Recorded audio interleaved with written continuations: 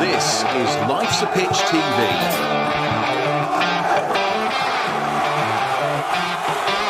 Main sponsor, DPS Tech. Also supported by Lakens, all about hearing.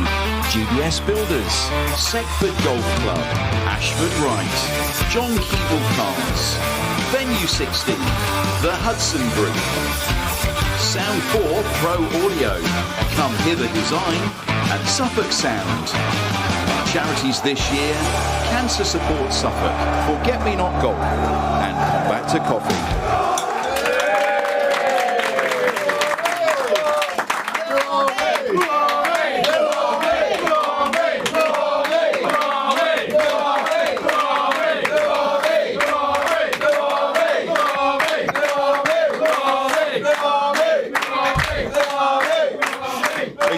We got there in the end. Well done. Would you believe we rehearsed that? Welcome to the DPS Tech Arena for this week's edition of Life's Pitch TV. I'm your host, Mark Murphy. Wherever you are, in here, out there, watching around the world or listening, you are most welcome to the show.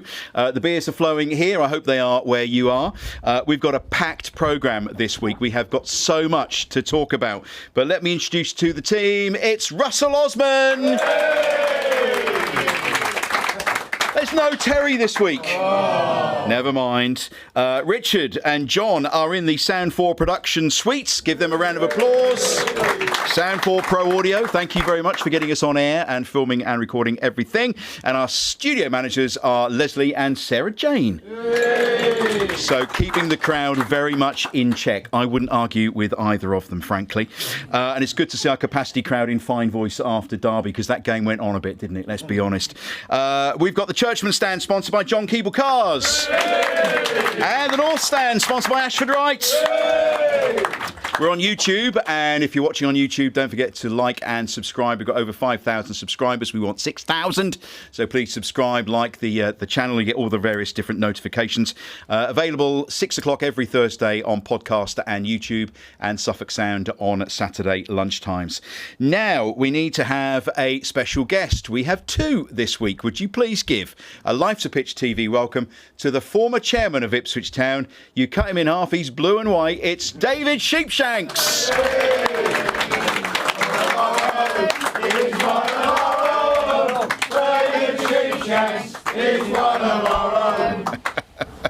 Welcome, David. Welcome to the show. Really good to have you along. And alongside you this week, we have, from the East Anglian Daily Times, the chief sports writer, Stuart Watson.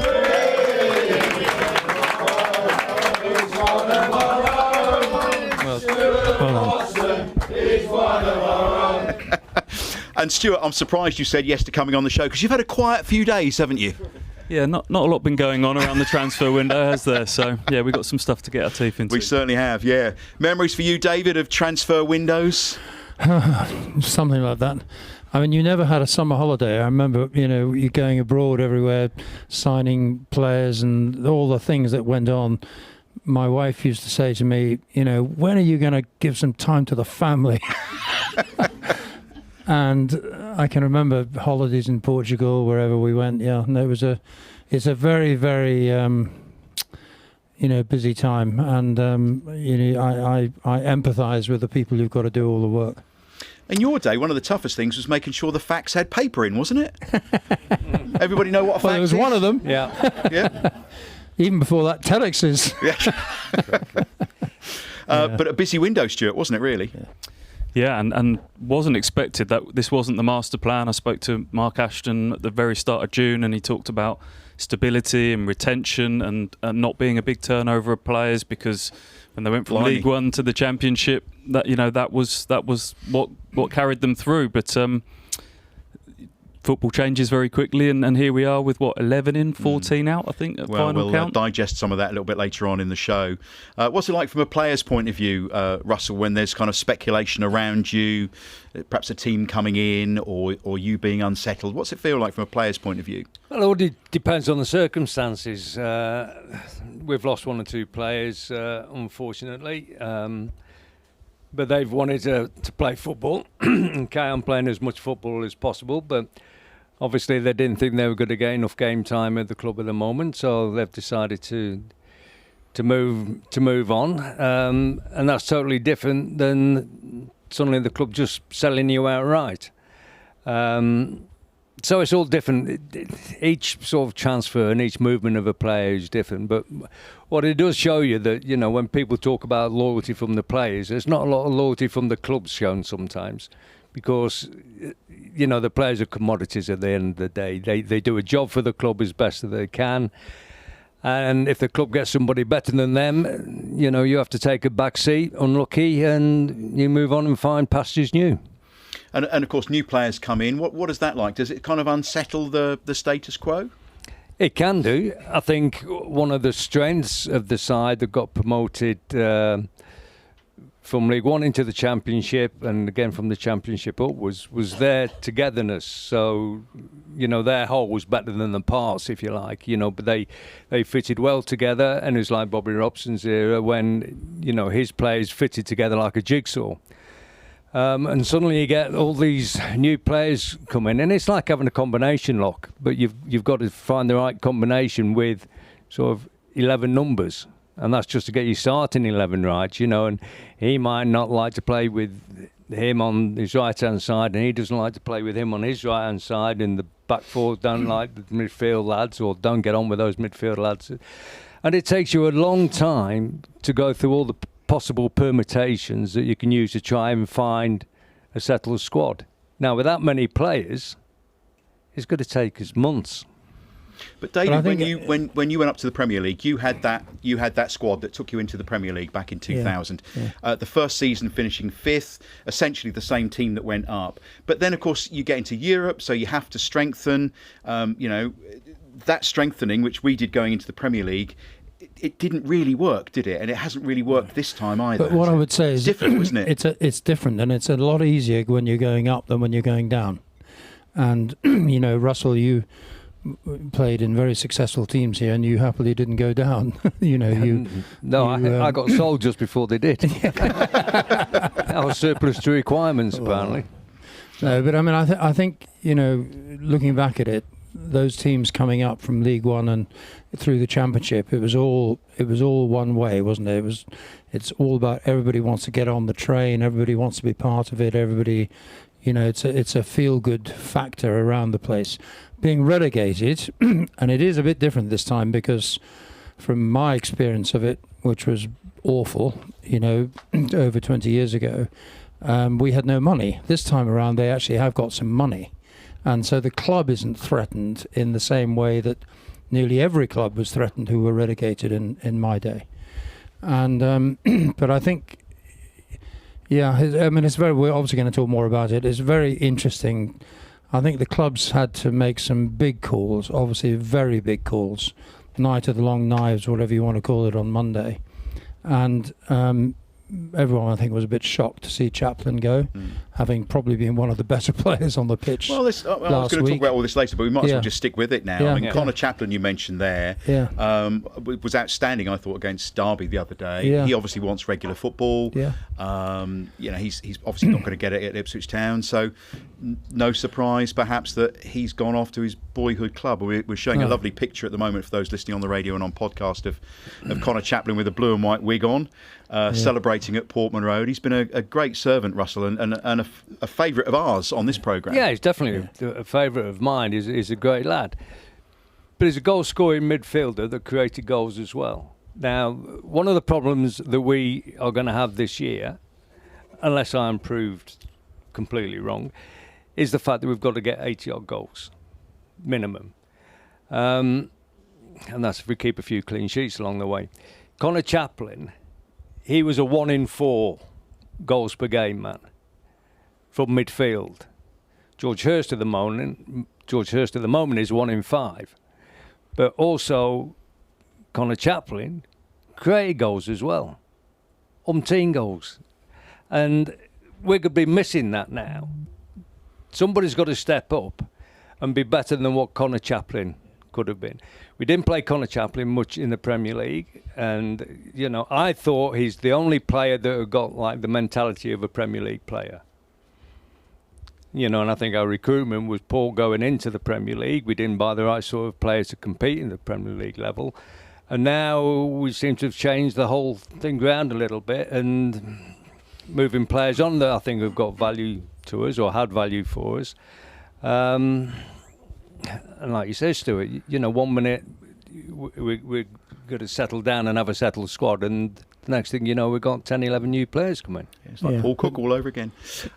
Did you see Connor Chaplin? Did you see this move coming? No, this one was a shock to me. But players want to play, don't they? And I think you need to look at all of the players that everyone's got such an emotional connection with, because they're forever going to be associated with those successful 2 seasons. It's going to sting when these players move on. I can understand that players want to play. They've probably a few noses put out of joint. They've gone to the Premier League. Suddenly players have jumped ahead of them. Maybe didn't feel they got the chances that they deserved in the Premier League last season. And then seeing their pathways blocked. Connor Chaplin, for example, has got 2 Championship Golden Boot winners now, probably vying for his position on the pitch in Akpom and Schmodic. So, but if he didn't play last year and they stayed up in the Premier League, then you say, okay, the team were better without me playing. But they weren't. They got relegated. Mm-hmm. And he's there saying, I hardly got a look in last year. Maybe if I had have been given more game time, we would have scored more goals and we would have stayed in the Premier League. And I think you probably could have kept the bulk of these players that we're talking about, Cameron Burgess, Sam Morsey, Nathan Broadhead, if longer, bigger contracts, assurances of game time had all been offered at the start of the summer. I think that group could have been kept together. And you say, we did it once before as a group, let's do it again in the Championship. But unfortunately, football now, the modern day, is about player trading. It's about making profit. It's about building wealth in the era of FFP, and that's probably what's taken the club down this route, I would David? say. Yeah, I mean, you make really good points, but I think we've got to give Kieran a little bit of credit. I mean, he's the mastermind of this, and he's got he will be right behind this. This is his decision making about which players he wants to build around, how he wants to build a team. We haven't seen half of them. We haven't seen Egley yet. We haven't. I'm hoping is a kind of, this is my words, nobody else, but a kind of new Amari. I mean, because he's probably that kind of player from everything I hear about him. And, you've seen Adon for 10 minutes. I mean, he looked lively, didn't he? He certainly did look lively on the pitch. But, Kieran knows what he's brought in, and he's decided that he wants it to look different. I hope he proves us all wrong, David. Yeah, I think he go will, from this moment onwards and we just go straight up the top of the league. Well, I'm not sure it won't be that easy, but I think he will. You all know. I've met him a few times. I don't know exactly what's in his mind, but he is a really, really smart cookie, and very calculating. He knows. I mean, the pressure is on him. Mark Ashton and all the investors and all the people behind the club, they want success. And all of us want success. That's what so they know what they need to deliver. I mean, he hasn't delivered much. So there's a member in this audience tonight, one of our floor managers, who missed the Chelsea game last season. Yeah. So hasn't seen Ipswich Town win since we got promoted to the Premier League. Against Huddersfield. Yeah. So, sorry, Leslie, but it's true, isn't it? So some other clubs, some other managers might have been on their way by now. They might. No, they might. I mean, I buy that. But I think... I've got every faith in him. I think the club have... the club have made a big call. They've decided they're backing Kieran, and I think he deserves it. He came up. I mean, it was, too much too quick. Whatever cliche you want to use, we came up very, very quickly into the Premier League. You can say, Russell, that you don't think we recruited well. They've admitted that. I mean, they've held their hands up to that. And we definitely... physicality-wise, we were short, weren't we? Come on, you look back at those games. I remember against Bournemouth at the end, against Crystal Palace at the end, these home games when... Didn't look particularly physical against Derby, as we'll see on the highlights. No, we didn't. We didn't. But I mean, they were very physical and they outmuscled us. And I think if you were John Eustace and you look at Ipswich and you think, okay, how am I going to beat them? Well, I'm going to do what the clubs did against them in the Premier League last year. I'm going to be physical, albeit with less skill, but they still they outmuscled us. I mean, it was a very interesting use of a word, though, wasn't it? Who's ever heard the word that it was a broken game? That was the word that Kieran used. And I must say, I mean, it wasn't a great spectacle. But Got value you for know, money by with the same token, it's the second home game. We'll learn from it. I don't believe that'll happen again. I really don't. Okay, we'll come on to the highlights in a moment or two. Luke Wolfenden to Coventry. Russ? Yeah, one of those things. Again, not had as much game time as he wanted. Maybe he would have been a good player for us this year in the Championship. But if he's not going to get a game, then, you know, sometimes it's just time to move on. Well, that's been on the card, Stuart, for a while, hasn't it, that one? Luke Wolfenden. Yeah. I think Kieran alluded to it post-match on Saturday that Luke's made it clear for a while that he wants to leave. Isn't it refreshing that footballers want to play football? A lot of players sit on contracts and stay at clubs, but Luke loves football. Connor Chaplin is a football obsessive. These are guys that were not happy sitting on the bench and being backup. And you have to give credit to Kieran McKenna, his sort of emotional intelligence, empathy as a manager, that he wants players that are fully committed and there as part of it. So I think he wouldn't have wanted all of these players to leave, but understands that sometimes the timing is right. So he's certainly been backed in the transfer market. He's got to rebuild a new team and get that new chemistry and connections going now. Don't you think, Stuart? I mean, the minute Darragh O'Shea was made captain, the writing was on the wall for Luke, really. And it's a great shame because Luke, you know, you're all very... Luke is one of our own, isn't he? Come on. He was a boy in the academy even in my day. And it's a great shame to see him go. But he's a wholehearted, committed guy, and he's in the prime of his career.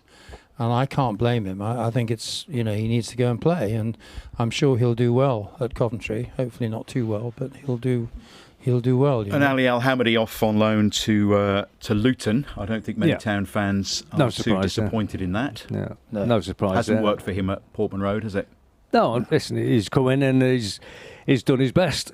You know, he's always given 110%, you know, and really tried his socks off. But, you know, class-wise, I just don't quite think he's up there with what we need. And Ogbene to Luton on loan?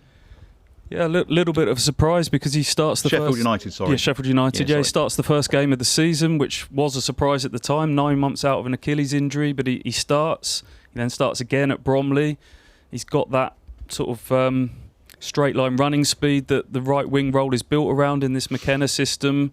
He was obviously brought in to be the kind of Wes Burns upgrade going into the Premier League. Thought he could have a big impact in the Championship this year, but they obviously just feel he needs a few months to get up to speed. An interesting club for him to go to, Sheffield United, who have struggled so far but are expected to be up there with us. Stuart, do you think he lost a yard of pace after his injury? You all know better than that. Achilles injuries, I mean, when you're an explosive type of player, you know, there's no guarantee that you're going to have that element of your game still. Yeah, I watched him closely at the Bromley game, you know, expecting him to outrun the fullback a couple of times, and you thought maybe it was just a bit early on in the season for him, still getting a bit of confidence back in it, but, you know, didn't seem to be as sharp as he was when he first came to the club. We've had Finn Barbrook going out on loan. That'll be good for him to Lincoln, get some hours in his legs. And of course, wholesale changes, as you alluded to, Stuart. You know, if you count everybody that's disappeared over the summer months. Let's talk about some of the ins, shall we? You probably know how to pronounce his name better than I do, Stuart. You going to go for it? Sindra Wally Egley? Yeah, let's go with that. Yeah, I did butcher that in a press conference with Kieran McKenna, who I'm glad I'm not the stadium announcer this season. Yeah, it was at a stage where we were sort of digging to see if the reports were true, and he flat batted it, but was quick to correct me on the pronunciation and the club that he was coming from. So rather gave away the interest at that stage. But big money though. Yeah, Championship record fee for a 19-year-old who's been playing in Denmark. So as David's alluded to, it, the idea is obviously to fill the Omari Hutchinson X-factor void, someone who can play on the right, in the middle. Highlights reel looks very impressive, as you would hope. For that sort of fee. Highlights reels don't always tell the full story, of course, so let's see how he adapts. Let's not forget Omari Hutchinson. It took him a few months to sort of bed into that Championship season before he became the star player he was, so how long before we see the best of him, we'll have to see. Serious money, David. It's a lot of money, but you know, look at these young guys. Look at Darwin at Arsenal, and the guy, I can't pronounce his name, at Liverpool. I mean, what's his name? what's he called? The boy who got in the Liverpool team. He was 17. Oh, the 16-year-old who scored the other week. No, well, I'm confusing them. One's called Dowman. He's at Arsenal, isn't he? And he's 15. 15. And one's at Liverpool who's 16 or 17. Yeah.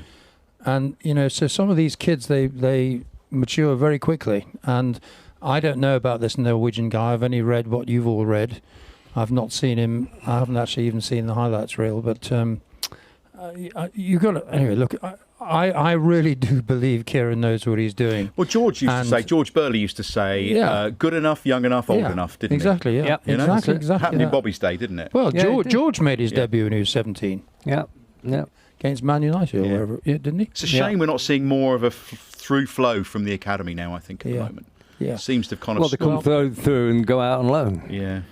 But it was let go. I mean, it's in far, Finn Barbrook's gone to League One, which is only, which is, I think, quite a testament to him. And the other lad, Tommy Taylor's gone to, where's he Cheltenham, gone? I think, isn't it? Cheltenham. Yeah, but they need to be playing first team football somewhere. Academy football. Once you get up to that level, you want to be playing on a Saturday for win bonuses and stuff like that, and proper points in the big boys game. Then we seem to like shopping in West Bromwich Albion, Stuart. Got the old band back together. I think we've got the entirety of that back five from pretty much. From that West Brom team. That game at the Hawthorns in the promotion seasons obviously stuck very much in Kieran McKenna's mind with Palmer, now Furlong. O'Shea wasn't there at the time, but Kipray, Townsend, who's injured, of course, didn't get a sniff that day in that 2-0 defeat. So for all the talk about analytics and data and recruitment and boosting that team, it's amazing how much managers still go back and sign players that played well against you, isn't it? And it's interesting, David, that he's gone into the international market quite a lot, which we haven't seen Kieran do really before.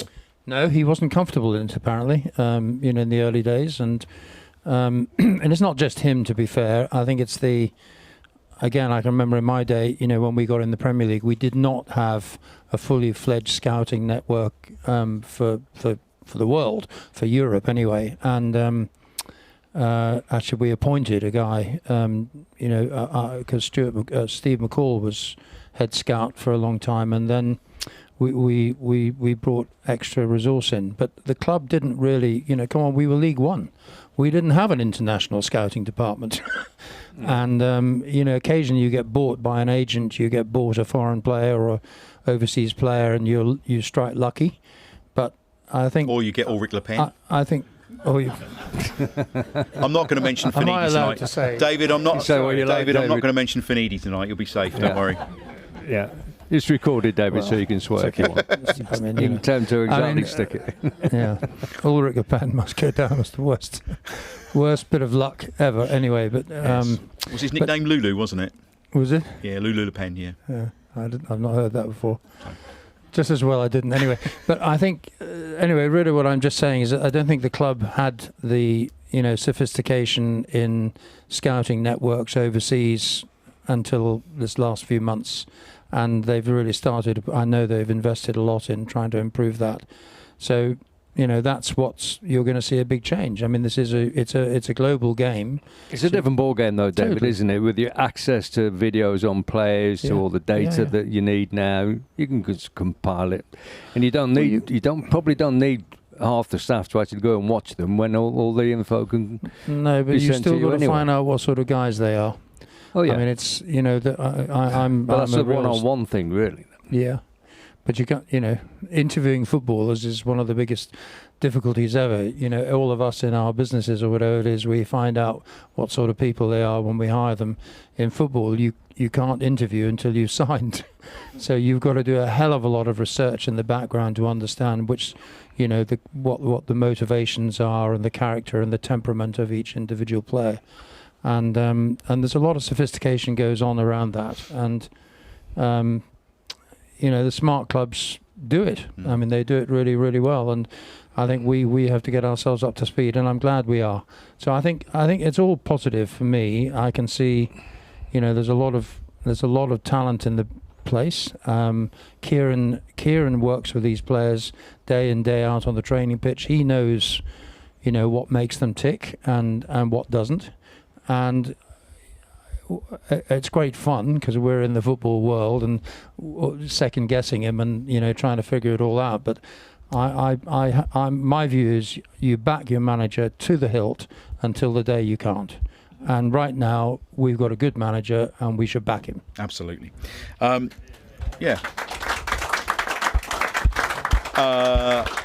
Azon coming in as well.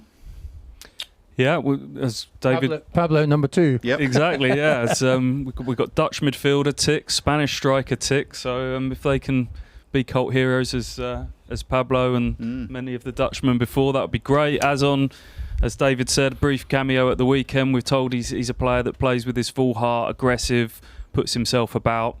Bit different probably to George Hurst stylistically up front, so it's good to have a bit of variety up there. Again, we don't know, he's an enigma at the moment. We don't know loads about him, but the fact that clubs like Valencia wanted him in the summer hopefully bodes well.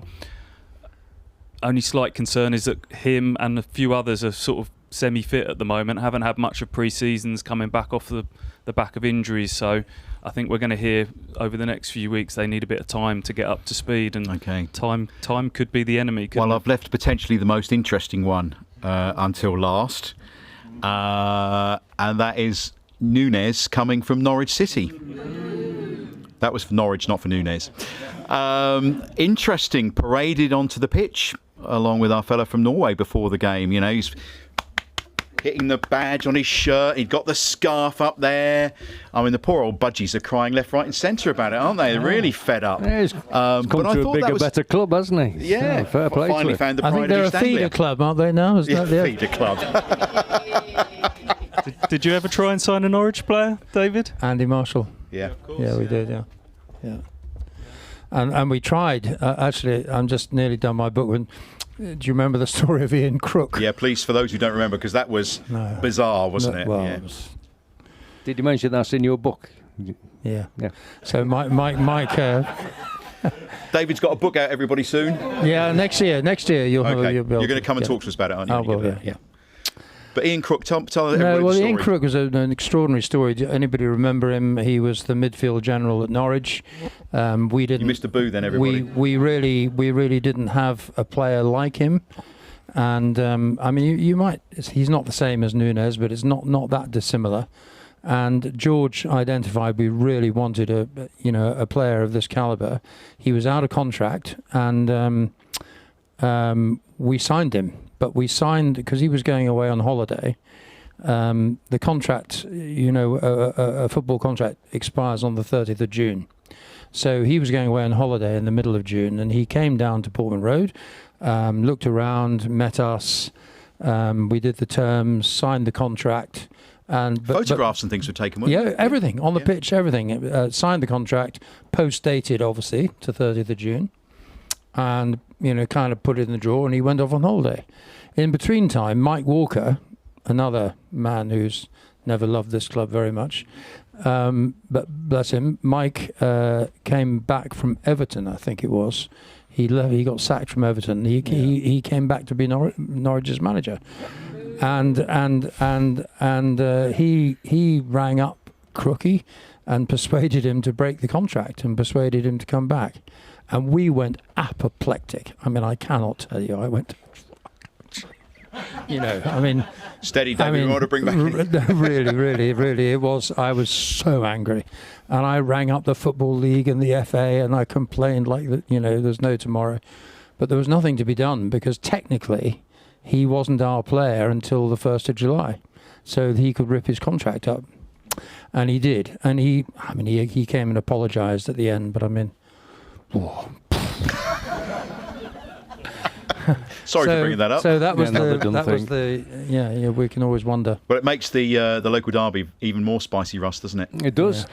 And that's going to be here before we know it. It's only, five games, is it, until that happens? So, yeah, great. Bring it on. Yeah, we'll be firing on all cylinders then. But an interesting move, Stuart. I mean, you're from the East Anglian Daily Times. Your sister paper, the EDP, has probably had a very different take on that move than you. Yeah, the Canaries' feathers are certainly ruffled. it's amazing how I think there's a few tweets frantically being deleted about put a statue up of him after good performances, and now suddenly it's all about he's always injured all the time, and he's an inconsistent player at best. So they're hurt to lose him. He was one of their better players. I think it took him a while to grow into being a good championship player, but he's technically very gifted, creative. We know what a set-piece taker he is. Of course, from the last Derby game, couldn't write it, could you? 16 years without a win against them, and we go and sign the player that scored the winner last time. Yeah. Unbelievable. Perhaps he'll be a Derby Day destroyer, like some of the others we've had. Yeah, crazy. You've got 5 weeks to perfect your editorial. But it is about giving these players a chance to bed in. It is a long season. We're not adrift or anything stupid like that, are we? So it's just going to take a little bit of time, a bit of patience. But I was interested to listen to Mick Mills after the game on Saturday, and he was saying one of the challenges is and it's a big squad, isn't it? It's a challenge to keep everybody happy with their part in that squad. Going up the 2 promotions that we had, everybody seemed happy to be part of that squad. They knew at some point they would come on. They all had a part to play. We've got to find that camaraderie again, and quickly. They have. They can only do that by spending time together, which will probably be on the training ground.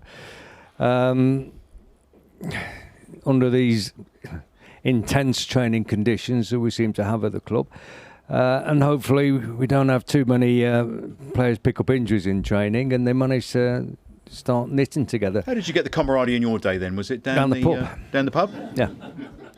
Simple. Game of darts, a couple of pints. Easy. Few fags. Yeah. A few fags. Share a packet of churchmen's, support churchmen's, It's easy, Mark. It's team spirit. Yeah, team and spirit. if we were having a bad time, like Terry will back me up. We used to go down the Ipswich Arms and we used to sit down. We didn't need Bobby Robson to tell us what we're doing wrong, or we used to sort it out amongst ourselves.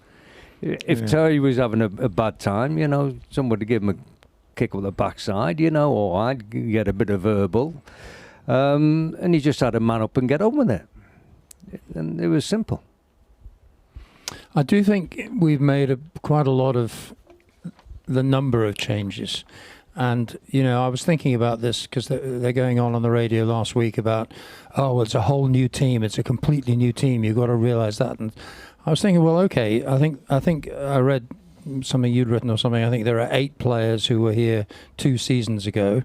And there are another half dozen players who came in during the Premier League who are there now. So, okay, there are, whatever it is, 11, 12 new players. But the other half have been here. I'm a great believer in building on strengths, not sort of, so there's a pretty good nucleus of players who have been together. I'm just giving you the alternative David, spin. can I just say one thing to you? The game is still the same. Yeah. There's a goal at each end of the pitch, and you've got a little round thing that they all kick about. 11 aside you start off with.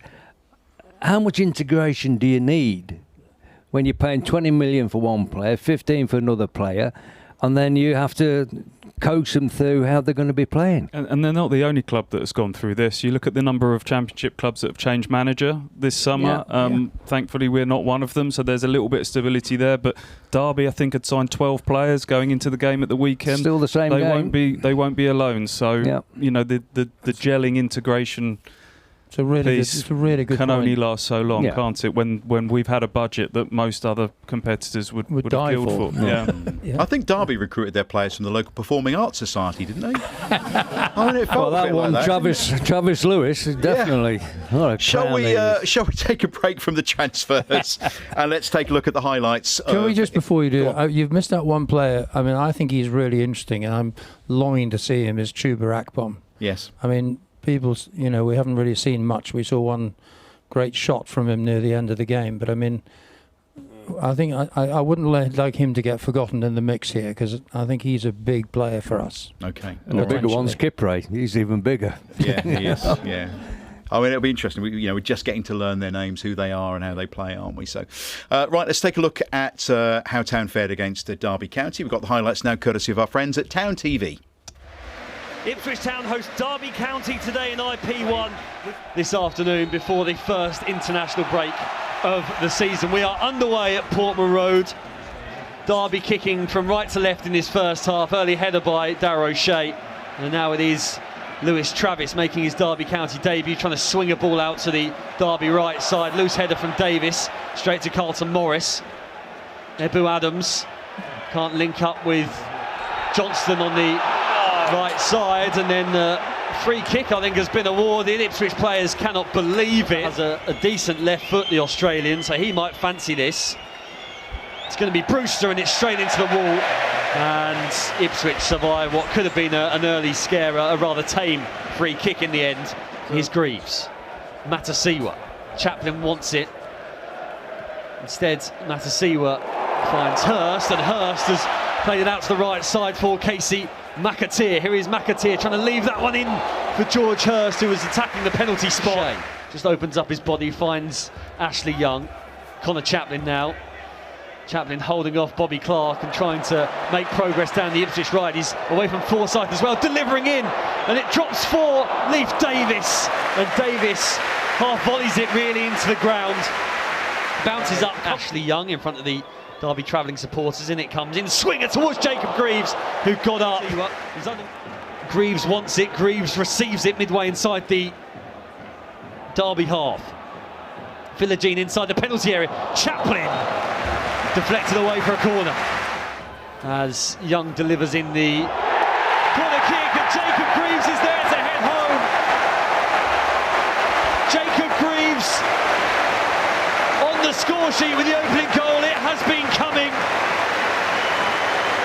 Jakob Zetterstrom will be disappointed. The Derby goalkeeper, he came a long way, got caught underneath the corner, nowhere near it, and Greaves was able to head home into the empty net.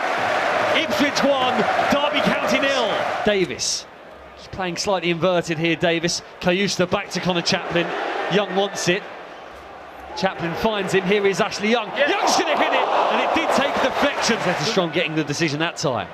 Cayusta again with a lovely flick into Chaplin. Chaplin trying to find Philogene. Philogene inside the penalty area, into the side netting. Elder on the left as this ball is played forward to Rhian Brewster. Flag has stayed down. Brewster up against Palmer, and then the recovery challenge from Davis. Appeals here, and handball.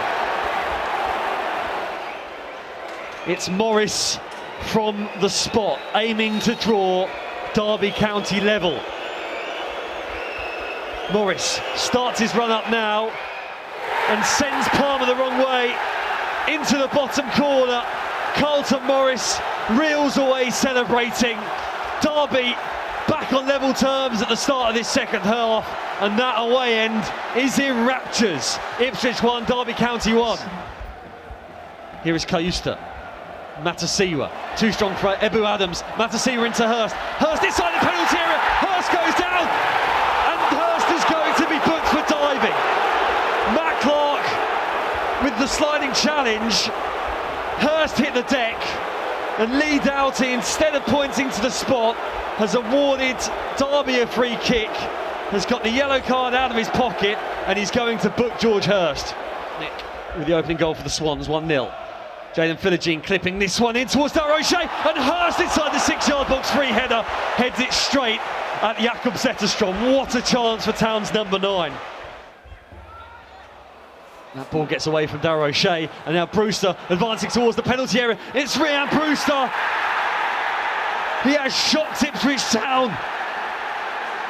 Rhian Brewster in behind into the penalty area, and he's found the finish. And Derby County have turned it around. It was only really until after that international break that lead side settled in and went on to gain 90 points. Young with the delivery. Decent one towards Adon. It's hiding high into the sky, only as far as Clark, and the effort is blocked. I don't think Nyambe knew too much about it as he made the block. Ipswich can't scramble it home. Young left-footed ball towards Adon. Adon underneath it. Sanderson defending. Taylor inside the box. Taylor goes down. Penalty at the death. Taylor got a nick on it. He beat his man to the ball and went down under the challenge. And Ipswich have been awarded a late penalty kick. Jack Clark up against Jakob Zetterstrom. It's Clark. It's into the corner. Fired high into the net. Ipswich are level. A late equaliser. Jack Clark! Ipswich have the momentum now. Here is Ashley Young. Just inside the Derby half, but the referee Lee Doughty brings proceedings to an end. Well, thanks to our colleagues at Town TV for supplying us with those highlights. Jack Clark had some guts to take that penalty. Yeah, I heard him speak about it earlier on today, the Foundation Golf Day, and he said he was asked how was he feeling going up to take the penalty. He said, well, it wasn't to win the game, so there wasn't that much pressure on me, so I just took it. Do him the power of good, though, won't it? It will do him a lot of good. You know, George Hurst needs a goal, which will do him the power of good. Yeah, but Clark, man up, he said he's got a good record of scoring penalties, so he said I had no problem taking it, and he didn't have a problem taking it, did he? Just slid it straight in the corner. Kieran said, and David Sheepshanks, our guest this week, mentioned it earlier on, described it as a broken game. I mean, it was not fun to watch a lot of the time. I think the game in general is getting a bit broken. I'm not quite sure what the ruling is now for referees when they are booking players for dissent. You know, players are showing a slight bit of emotion now and again, and they're ending up picking up a yellow card. And it's not for the free kick they've given away, it's because they've gone and shown a little bit of emotion to the referee, and the yellow cards are coming out left, right and centre. And then other things where players are going down pretending they've been hurt and stuff like that are getting overlooked. And I think for the supporters, it's getting a bit of a hard watch now and again, especially when he's still there. What did we think of the referee, everybody? Terrible. He strutted his stuff, didn't he? The way he was all walked about out him, wasn't at it? the beginning of the game, you could tell. There's plenty of that. I didn't like his body language. But it was very quick on the Hurst booking, wasn't it? Was it a penalty? He had a good view, the referee, didn't he? And he was very quick to come out with the yellow card for Hurst. So whether you give him the benefit of the doubt, but I thought it was a penalty. Stuart? Penalty 100%, and I thought Lewis Travis was a lucky boy to still be on the pitch Very after lucky. that kick out at Jens Kajuster, and both those incidents happened at 1-1, and no, could have been a very different day if those decisions had gone Ipswich's way. That said, did Town do enough to win the game? I think it's still very much work in progress going forwards. If I look at the 90 minutes, probably the sort of final 20 minutes of that first half was probably the only section of the game where you could say they were really connected and playing well. So, and then I was chatting to Russell pre-recording. The goals against are so poor, aren't they? They're just two long straight balls that get Ipswich in all sorts of bother. So, things to work on. But David, we're going to have to, show our mettle against these kind of teams that want to come along and play like Derby County did. We're going to face this week in, week out. We are the scalp to take, aren't we? We are, and I think we will. I mean, I'm going to talk about positives again. Tell me if there's a better central midfielder than Jens Kajuster around here. Obviously we've got to try and keep him fit, but he's a bit special, I think. I was really encouraged by Jacob Greaves. I thought the first two games that I saw him play this season, he was a bit shaky, if I can put it honestly. I thought he was outstanding, actually, against Derby. And, so if he can get his game back like that, and so can everybody else. And we've got strong players. Come on, O'Shea's a strong player in this division, very strong. Furlong is a real quality right back. We've signed. Leif Davis hopefully will recapture his form pretty quickly. We've got 3 or 4 good midfielders now who we can play once Nunes is fit and so forth. And then you've got a pick of these attacking players. So it's all there for us. I think undoubtedly, on paper, this squad is stronger than certainly the one we went into the last championship season with. Yeah. But football's not played on paper. We've discussed this already. It's about chemistry and connections and all the rest of it. But players need a role. You have to be able to tick the boxes. Now, as a central midfield player, what is Kajuster? Is he a ball winner? Is he a goal scorer? Is he a goal maker? What's his role? He's got to tick a box somewhere down the line. Does he? Yes. It's probably the I mean, I think box He's to a holding box midfield midfielder. player. He's a I think he's a box box-to-box player. He's a playmaker, but he's also a phenomenal tackler when he so he can do both, can't he? the ball winner. Yeah. Yeah. Okay, well, we've got to watched the get a lot of highlights. goals. We've watched the highlights. It's time to pick this week's player of the week and make some noise if you're from GBS Builders.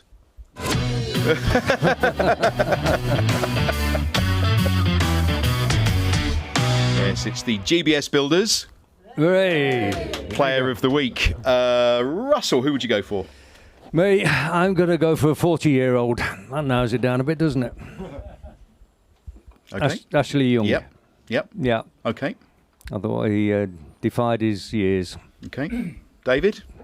I wouldn't disagree with that, but I'm going to go with Greaves. Okay. Stuart? Jens Kjuster, for me, some of the stuff he did had us purring in that game. Ooh, okay. So, I'd be happy with all Ashley three of Young, who agrees with Russell? Okay. That's sums it Jacob up. Greaves? Thanks. David? Jens Kjuster? Okay, so Kjuster is our player of the week, everybody, from GBS Builders. Well done. There we go. Brilliant. Marvellous. Right, okie dokie. Now, we're going to have a bit of an issue now because it's time for Ask the Legends. So, we only have one on show tonight. Terry can't be with us this week.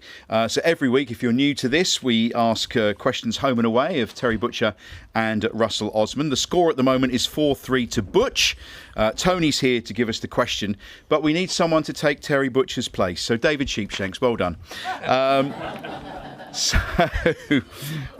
Tony's going to explain how this works for us, but 4-3 to Butch at the moment. So. Okay, so we've got a home and away. Who was it anyway, Russell? Can you remember? Who's go to choose? I think it. I went away last week.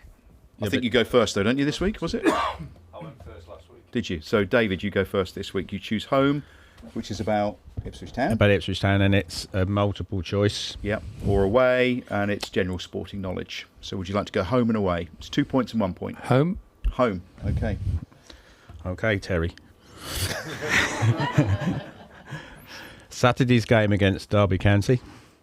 How many fouls were committed by both the teams? Was it 28, 34, or 41?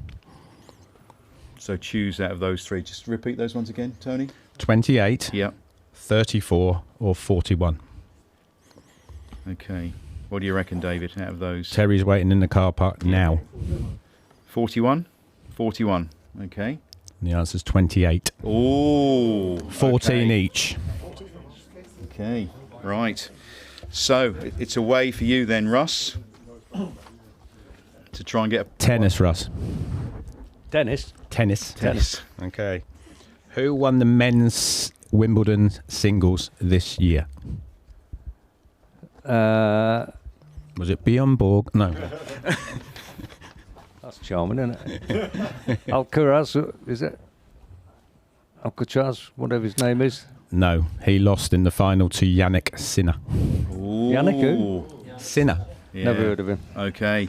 So no points this week then? No. No, so it still remains Terry Butcher 4, Russell Osman 3. He'll be very relieved at that next week when he comes back. He really will.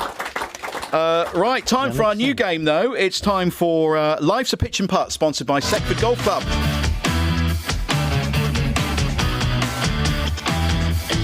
So every week we invite our special guest, and this week it's David Sheepshanks to have a go at our Life's a Pitch and Putt challenge.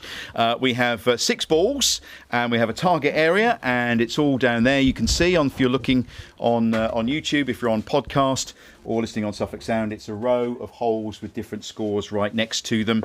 And the leaderboard looks like this. John Walk and Russell Osman top of the leaderboard at 75 points, so well done, Russ. We've got Tommy Smith with 50, although he was left-handed and using a right-handed club. And then the strongest ones on the board, Butch, Murphy and Jason Dazelle, holding everybody else up with 0. So, David, you've got 6 shots. Are you left-handed or right-handed, David? Right-handed? Okay. So Tony's going to assist you and load the balls up, and you have to try and get them into the holes. So the 100 hole is the smallest hole, and the biggest hole I think is 10 the other end. So you've got 6 balls, and to top the leaderboard you've got to get more than 75. Okay, so the ball is lined up for David Sheepshanks' first putt. Told me he hasn't struck with a club for a while, but he's got all the moves. Look at this, everybody. Here we go. Number 1 in. Oh, close, but no cigar. Shot number 2 for David. Here we go. Number 2 going in. And oh, very close, but no. It's harder than it looks. I'm happy with the contours of the green. Yeah, the green does need ironing a little bit, I have to say. Number 3. Oh, no. We've got 3 more to go, I think, haven't we? Yep, 3 more to go. Come on, David, you can do this. You can do this. Get in the hole, everybody. Encourage the chairman. Oh, no. 2 more to go. Same place every time. Yeah. Come on, David, you can do this. I'll give him a lower score. Okay, he's going to get on the leaderboard somehow. Oh, no. Last one's got to be a big one. Go for the 100, David. Go on, top the leaderboard with 100 on your last shot. Here we go. Get in the hole. Oh!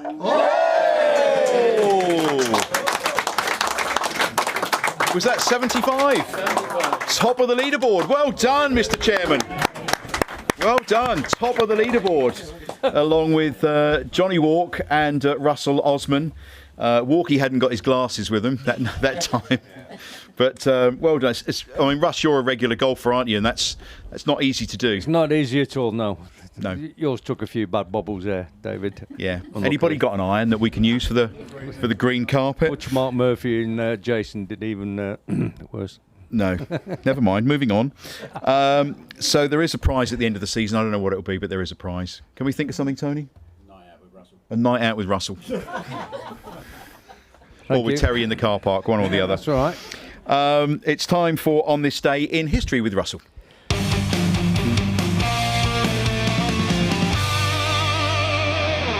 Okay, on this day in history from Dan Botton's book, Tuesday the 3rd of September, we're starting in 1963, when Dennis Lawn netted a hat-trick as Division 1 leaders Manchester United won 7-2 in Suffolk. Well, big defeat that. How many did we beat them by? 6-0. We did.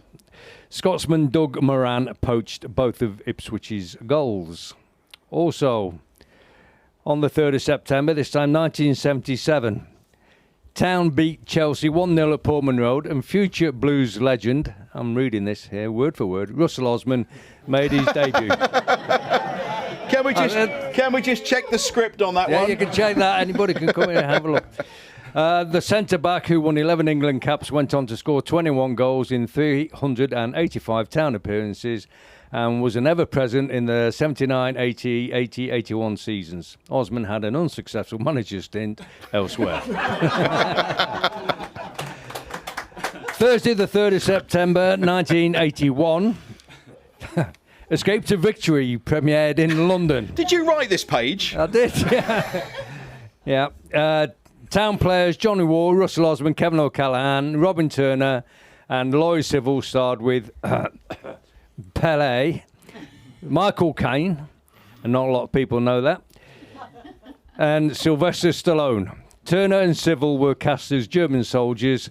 Pelé's overhead kick in the final scene took just 1 take. And that's a lie, because it took 2. And that is all that happened on Thursday, the 3rd of September. If you want me to go back and read that out again. Just in case anybody missed it. Yeah. It's interesting because you brought your boots in, and one of the balls used the other day, which we're getting mounted and framed up for you as souvenirs.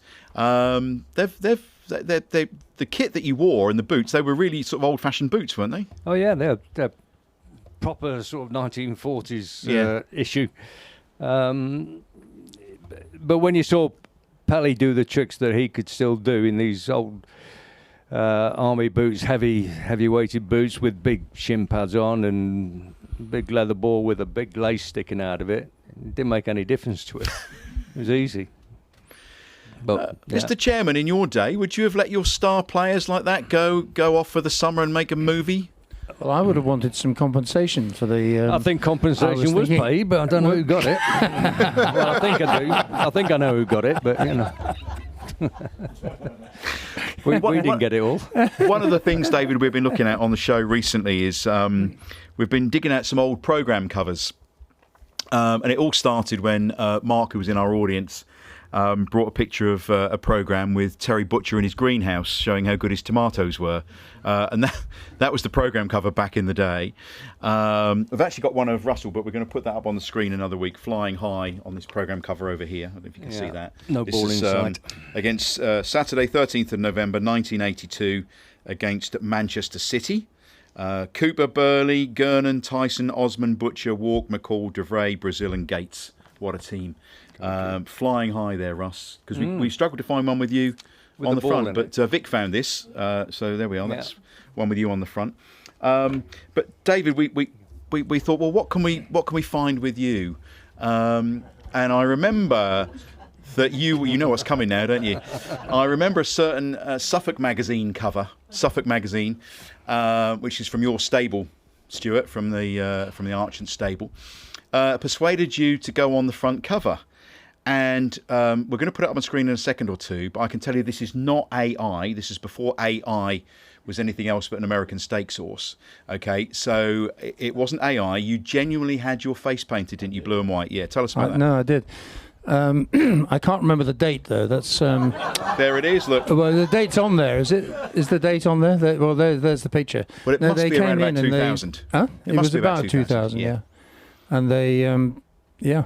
I mean, it was greasy paint, and it took ages to get off. But it was a very fun thing actually. And they filmed me in the North Stand. I think I sat there, and yeah, it was quite a well-known cover. Yeah, keep flashing it up, Richard. But They were I absolutely- love that picture really because it's kind of it's us, isn't it? Every one of us. We'd all love to be painted like that, and it's how it's how I think of myself. They were really. amazed that you agreed to do it, and so pleased that you did. No, well, apparently, it was so. you know, come on, there isn't a better club in the land, No, and that is me, you, every one of you in this room. So yeah, yeah. Very good.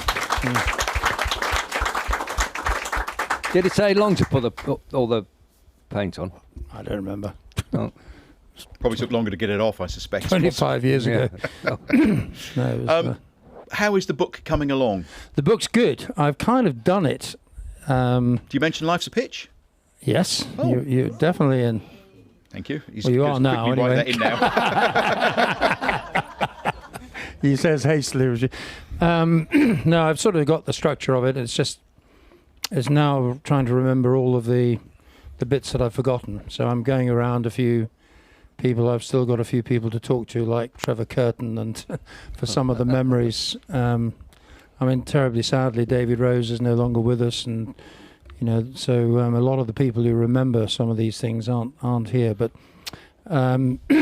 it's just finishing it off with the anecdotes and the photographs, maybe that one. Yeah. And You got a title for it? no, not yet. Okay. Got a few, but in mind. But no, I'm not going to say because yeah, we've got to get it right.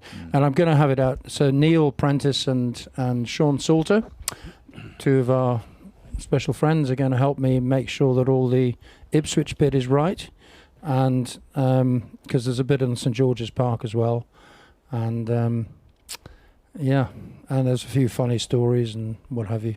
When did you? What was your first association with the club then? Well, my first game was 1966, April 66. First association of the club, I mean, I can tell you the story quickly, was 1987.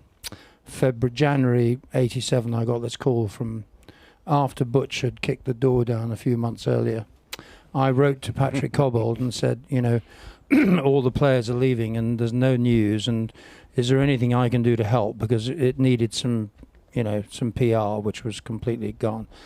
And and I didn't get a reply for 6 months. And then I suddenly got this invitation to go to lunch, and I went, and I was 34, so, you know, the others were all at least 20 years older, if not more. Patrick Cobbold was the chairman, and anyway, so I went. I didn't quite know. I knew the family vaguely, some of the other Cobbold family. And Ivan Paul, who, as you know, I mean, he died, but he was my contemporary actually. And so I went along, and I mean, it was an absolute, sea of alcohol and cigars and cigarettes and laughter and jokes and whatever. And people always think, that the Kobolds were cavalier. Well, they weren't. It was a front, because they wanted to win as much as everybody else did. But they were pretty hopeless in some ways. When Johnny Kobold said at Filbert Street, when we were losing 2-0, he said to Bobby, "Don't be too harsh on them. We are winning 2-0, Of course, he was in the wrong colours because he thought we were in blue and white. Anyway, I went to lunch. 10 days later, went to the game. We lost the game. I think it was Portsmouth we played.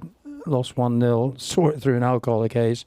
10 days later, Patrick rings up and says, "Will you come and have a cup of coffee?" And so then I did think something might be on. And so I went along, and he said, "David, you're the unanimous choice of the board to join us as a director. And would you be prepared to do that?" And I said, "My God, it'd be the biggest honour in the world." He said, "Very good of you to take it on." Those were his exact words.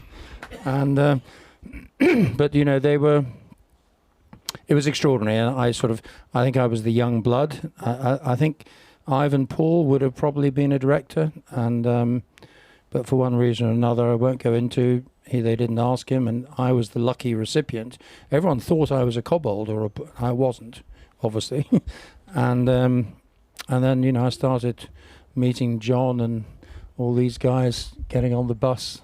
Nicola, all of you used to travel with the supporters, coaches all over the country. Yeah, in John the early Catton's days. in the crowd somewhere at the back. Yeah, John. John's here. He's hoping to be in your book. Does he get mentioned? He does. Oh. Yeah, he does. All right for some.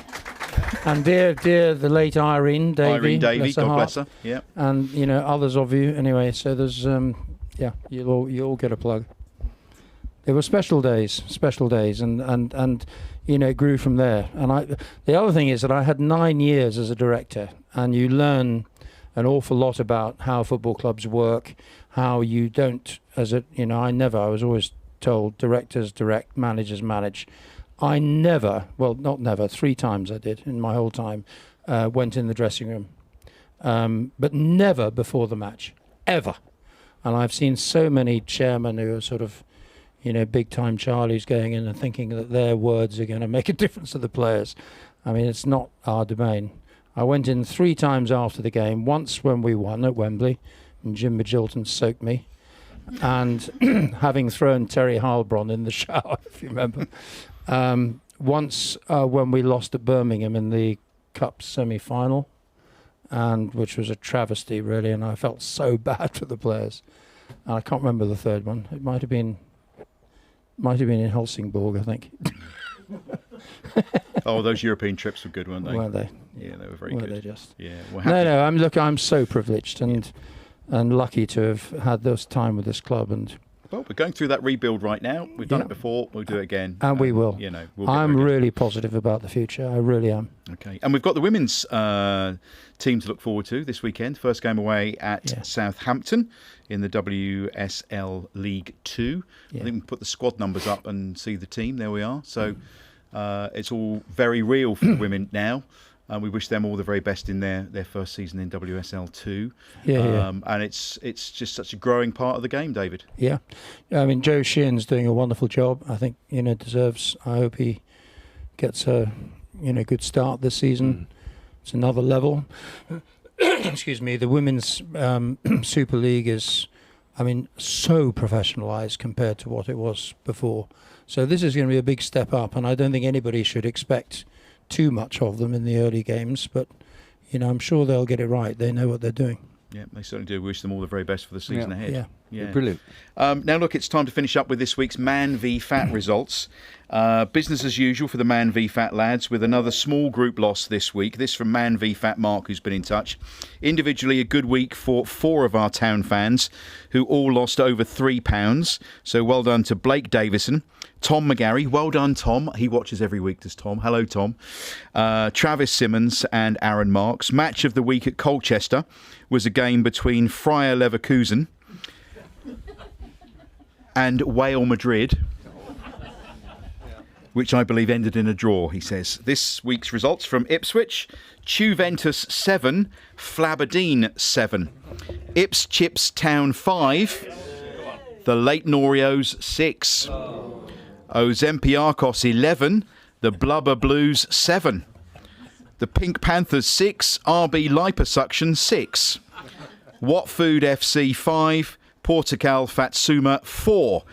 Best wishes for the coming weeks, says Man v Fat Mark. So there we are. Good luck to them.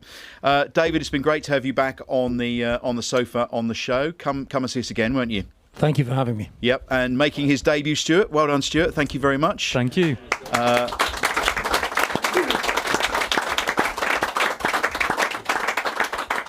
Do you want to mention your own podcast? Is that allowed? Of course it is. Kings of Anglia. We're all friends. Kings of Anglia. Yeah. We all watch it. Yeah, the four of us at the East Anglian Daily Times, Kings of Anglia. So give it a listen if you haven't. Yeah. What's the big story this week? Of course, for international break. So are you sort of scratching around for something, or have you got stories tucked in your back pocket? Still sort of reflecting on the transfer windows. There's a piece coming out tomorrow morning. Went into the training ground last week and had a sit-down chat with Azor Matasiwa, which was really enjoyable. So looking forward to kind of telling everyone a little bit more about him. He's a really nice guy, and he's got a really interesting backstory, so keep an eye out for that. Yeah, we all want to know about these new arrivals, don't we? Yeah. Get to know them, we really do. Russell, thank you very much as well. Great to see you as always. My Ever pleasure. present, Thank you. I think. And you had a game of golf, didn't you, this week? Yeah, it was the club's foundation golf day today, so that seemed to go down very well. Well supported by everybody. Did you win it? I don't know who won. I had to leave before the prizes were given out, but I know Dan Palfrey was leading the longest drive for the day. God knows what he hit that with, because he was blowing a hoolie up there, and he must have hit it bloody miles. So fair play. Yeah, nobody else was on the sheet, so yeah, good old Dan. Excellent from the foundation. He can't win his own prize, though, can he? You know. Don't know. At our Cancer Sport Suffolk Golf Day, our chair of trustees won last year. So oh, did they? Yeah, who knows? Anyway, it's been a great show. Thanks, guys, very much. Give our guests a round of applause. Thank you, crowd.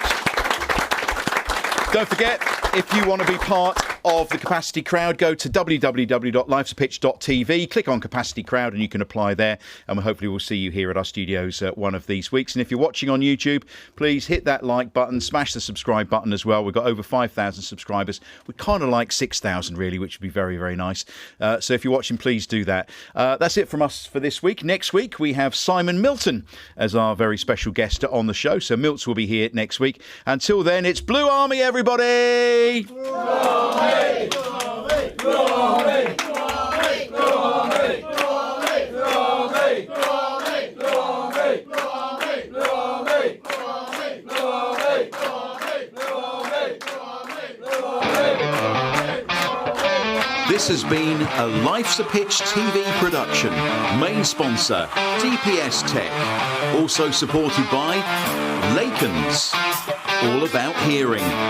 Seckford Golf Club, Ashford Wright, John Keeble Cars, GDS Builders, Venue 16, The Hudson Group, Come Hither Design, Sound 4 Pro Audio, and Suffolk Sound. Our charities this year: Cancer Support Suffolk, Forget Me Not Golf, and Come Back to Coffee.